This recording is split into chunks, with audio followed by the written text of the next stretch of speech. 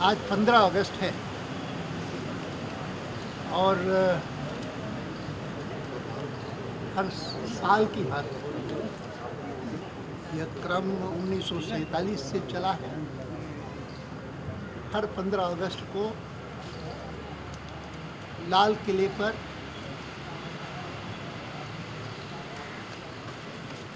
तिरंगा फहराया जाता है प्रधानमंत्री के द्वारा और प्रधानमंत्री राष्ट्र को संबोधित करते हैं। पंडित नेहरू से यह क्रम शुरू हुआ और आज प्रातःकाल डॉक्टर मनमोहन सिंह जी ने सारे देश को संबोधित किया।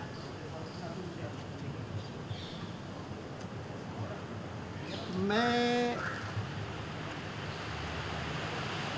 कई वर्षों से वहाँ के कार्यक्रम में भाग लेने के बाद जब अपने निवास पर लौटता हूँ तो ध्वजारोहण का कार्यक्रम यहाँ पर भी प्रायः होता रहा और आज भी वह क्रम जारी है। और मैं आपके माध्यम से सब अपने देशवासियों को स्वतंत्रता दिवस की बहुत बहुत शुभकामनाएं प्रेषित करता हूं और अपेक्षा करता हूं कि भारत का एक एक नागरिक इस प्रकार से व्यवहार करेगा कि सारी दुनिया भारत पर गर्व कर सके। मुझे स्मरण आता है कि मेरी अपनी व्यक्तिगत राजनीतिक यात्रा 1951 में आरंभ हुई जब डॉक्टर श्यामा प्रसाद मुखर्जी ने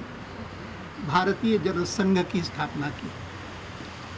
मैं उस समय राजस्थान में था, लेकिन आज भले ही मैं भारत की राजनीति की सेवा कर रहा हूँ भारतीय जनता पार्टी के माध्यम से, लेकिन मेरी यह यात्रा मैंने कहा भारतीय जनसंघ के रूप में आरंभ हुई 51 में। और मुझे स्मरण है कि डॉक्टर मुखर्जी ने आरंभ करते ही इस बात की चिंता प्रकट की थी कि भारत को आज़ादी मिली है भारत के विभाजन के साथ साथ, और इसीलिए कम से कम भारतीय जनसंघ में आने वाले कार्यकर्ताओं को सबसे अधिक चिंता होनी चाहिए तो भारत की एकता की होनी चाहिए। पहला अधिवेशन कानपुर में हुआ था जनसंघ का, मैं भी उसमें सम्मिलित हुआ था। डॉक्टर मुखर्जी भी थे, पंडित दीनदयाल जी भी थे, वाजपेयी जी भी थे, और तब उन्होंने इस राष्ट्रीय एकता के संदर्भ में कश्मीर की चर्चा की थी और कहा था कि एक देश में एक ही विधान होना चाहिए, एक देश में एक ही झंडा होना चाहिए, अर्थात एक ही निशान होना चाहिए, और एक देश का एक ही संविधान होना चाहिए, और प्रधान तो एक होना ही चाहिए, दो राष्ट्रपति नहीं होने चाहिए। बाकी देश पर राष्ट्रपति राज करे और जम्मू कश्मीर में सदर रियासत राज करे, ये नहीं चलेगा। और इसीलिए उस कानपुर के अधिवेशन से एक संकल्प निकला कि भारतीय जनसंघ के कार्यकर्ता एक राष्ट्रव्यापी आंदोलन चलाएं, और राष्ट्रव्यापी आंदोलन हो, उसका आधार हो एक देश में दो विधान, दो प्रधान, दो निशान, नहीं चलेंगे। और यह आंदोलन चला करके और हम जम्मू कश्मीर में प्रवेश करेंगे। उस समय जम्मू कश्मीर में प्रवेश करने के लिए परमिट चाहिए होता था जम्मू कश्मीर की सरकार का। तो डॉक्टर श्यामा प्रसाद मुखर्जी ने एक प्रकार से leading the party from the front, उन्होंने कहा कि मैं ही इस गलत नियम का प्रतिरोध करूंगा, उल्लंघन करके गिरफ्तारी में मैं गिरफ्तार हो जाऊंगा। और वो गिरफ्तार हो गया। केवल गिरफ्तार हुए इतना ही नहीं, तो गए तो वो स्वस्थ थे, लेकिन जम्मू कश्मीर से लौटा उनका मृत शरीर। आज तक भी किसी को पता नहीं कि हुआ क्या, कैसे हुआ। पिछले दिनों में उनकी माताजी के पत्र प्रकाशित हुए हैं। मैं उनका अभी उल्लेख नहीं करूंगा, इतना ही कहूंगा कि डॉक्टर मुखर्जी ने जो देश की एकता की चर्चा की, आज के संदर्भ में मैं कहना चाहूँगा कि भारत का कोई भाग है जहाँ के लोगों को सबसे अधिक शिकायत है इस संदर्भ में, तो वो उत्तर पूर्वी भाग है, जहाँ के लोगों को लगता है कि ये क्या बात है कि आसाम में कुछ होता है कि जिसमें वहाँ के ही लोग और उनमें भी अनुसूचित जनजाति के लोग, बोडोज, वो मारे जाते हैं, और उसके प्रतिक्रिया में नॉर्थ ईस्ट के लोगों पर हमले होते हैं देश के बाकी भागों में। पुणे में जो कुछ हुआ, मुंबई में जो कुछ हुआ विगत दिनों में, वह निश्चित रूप से बहुत चिंतनीय है। उसकी जितनी निंदा की जाए कम है, और वो निंदा केवल इसलिए नहीं कि हिंसा है, लेकिन निंदा इसलिए क्योंकि वह देश की एकता को तोड़ती है।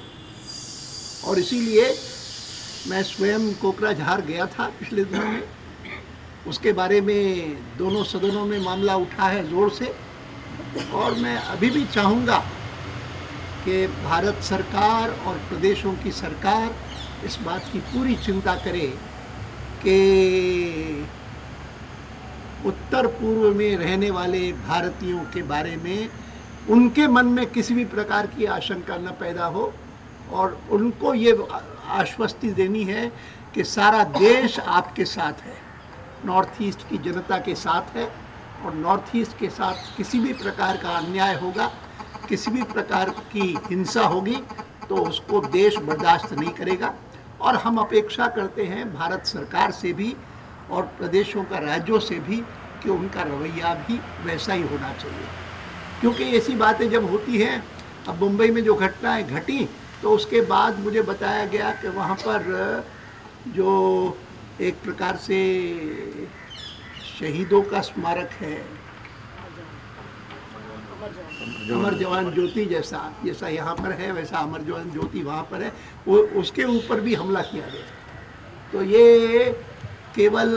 उत्तर पूर्व में रहने वाले जनता के खिलाफ नहीं है, लेकिन यह देश के खिलाफ है, इस बात को पहचान करके। और आज के इस अवसर पर मुझे और कुछ कहना नहीं सिवाय इसके कि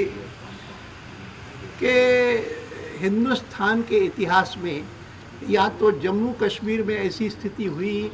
कि लाखों की संख्या में लोग बेघर हो गए, हिंसा ही नहीं हुई लेकिन बेघर हो गए, और वो कश्मीर से निकल करके और देश के अलग अलग भागों में पहुंच गए और वापस नहीं जा पाए।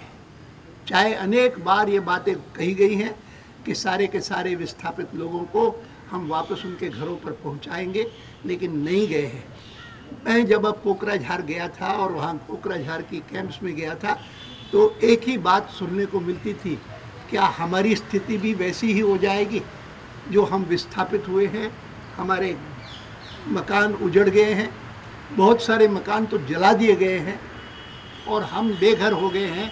तो क्या आज हम इन कैंपों में हैं, स्कूल में हैं, लेकिन हम कितने दिन यहाँ पर रहेंगे और क्या हम वापस जा सकेंगे कि नहीं जा सकेंगे? ये हमारे मन में चिंता है। मैं इस उनकी चिंता को भी आज के अवसर पर व्यक्त करता हूँ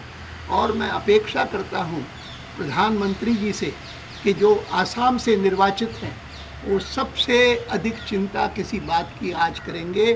तो इन सभी बेघर हुए जितने सारे भारतीय हैं, उन बेघर हुए भारतीयों को पुनर्वास की व्यवस्था करवा के दे, यह मैं निवेदन करूंगा। मैं एक बार फिर से देश की जनता को